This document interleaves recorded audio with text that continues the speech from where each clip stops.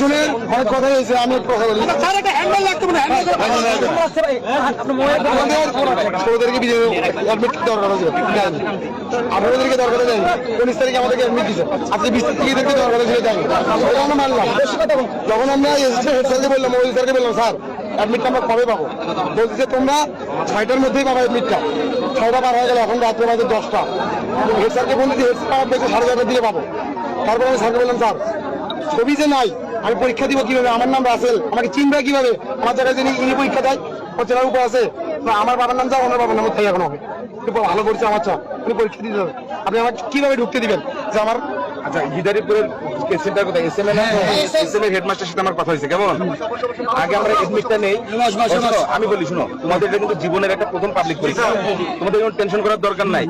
এই অ্যাডমিট সংশ্লিষ্ট ব্যাপারে এটা তো আর আমার অফিস থেকে হয় নাই, তাই না? এটার জন্য তো ডেজিগনেটেড একটা কর্ম, একটা তো লোকবল আছে।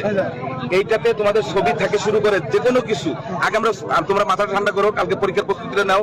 এই টেনশনে কি পরীক্ষা দিবে এটা আসলে আমি নিজেই ব্যথিত। এখন কথা হচ্ছে কি, তোমরা তোমাদের এডমিটটাকে হাতে নাও।